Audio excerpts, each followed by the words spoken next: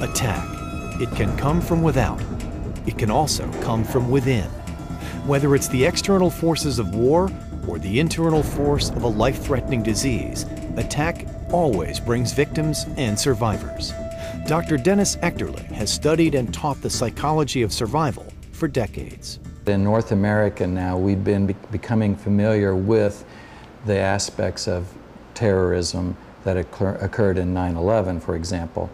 But we've been familiar with the impact of trauma and war-related violence throughout our history in the United States and in Canada, but from the Revolutionary War on. The study of survivorship is very important now because we used to focus in on victimization and the psychological impact of trauma and catastrophes. And now we're beginning to look at what happens after that. How do people go from being victims to survivors and perhaps even thrivers in their life? In 1984, American college student Jerry White became an amputee and a survivor. He was camping in Israel with some friends when a landmine exploded, destroying his leg below the knee. But the tragedy became a defining moment for Jerry White and survivors worldwide. With the support of the late Princess Diana, White went on to lead the Nobel Prize-winning international campaign to ban landmines. In 2008, he founded SurvivorCorps.org. So Survivor Corps is basically a global movement of people helping each other overcome violence and war. SurvivorCorps.org is a movement online where people go to share their stories and connect with other people who have been through explosive days. Over the last 100 years, there have been over 250 wars and violent conflicts, and tens of millions of people are displaced, refugees, maimed, disabled, and killed because of these wars.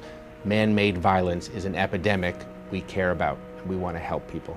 Post 9/11 America has been experiencing a significant increase in its awareness of traumatic crisis and the need for a platform for all survivors and their recovery. Operation Survivor is our U.S. program of how to reach out to vets returning from Iraq and Afghanistan. We started to see an alarming rate of suicide attempts as well as people who aren't reintegrating or finding jobs upon their return to the United States. Lots of suffering and trauma because of this war. I was on a joint Iraqi and U.S. patrol walking to a village that we hadn't been to before in October of 2006. And while on that patrol, I stepped on an improvised explosive device, an IED, and then lost the lower portion of my right leg, lower portion of my right arm. Each morning you wake up and you're making that decision to move forward and to not focus so intently on what's come before. When you're a cancer survivor, you live in fear of the recurrence. And one of the unusual aspects of it is that when you do get diagnosed with the recurrence, in some ways it's a little liberating because for so long you're afraid of hearing that the cancer has come back, and then when it does, there's a liberating effect in that now I can face it. Facing facts is the first of 5 key steps to survival outlined in Jerry White's book on survivorship. This can be the toughest. You can't turn back the clock. This awful thing has happened. The second step is choose life, not death. You have to hope for a better future. The third step is reach out, because no one survives alone and isolation will kill you. Fourth, get moving. You have to do your survivor sit-ups. And 5, this is the secret sauce, the most important step perhaps, give back. Part of my sabbatical, one of the decisions I made was that when I went back to work, I wanted to work as part of an organization that did something meaningful.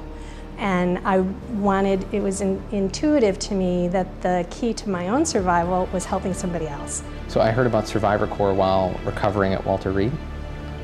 So during my 18-month recovery process. I heard about the book and heard about the organization and thought that it fit in with what I originally entered the military to do, which was to serve and to help people. And I love that this is called Survivor Corps and not Victim Corps. That's an important emphasis and focus as part of the mission of this organization that leads to a positive goal of resolution and resolve and resilience. Pain is one of the hallmarks of human existence. Survival is one of its greatest challenges and one of its greatest achievements. Survivor, to remain alive or in existence, to refuse to accept defeat. Survivor Corps, a global network of people helping each other overcome the effects of war and violence. We provide the tools and support survivors need to rise above their injuries and give back to their communities. I think trauma can be defined as a crisis in your life that divides your life in two, before and after. SurvivorCorps.org is a place where people connect, peer-to-peer, survivor to survivor.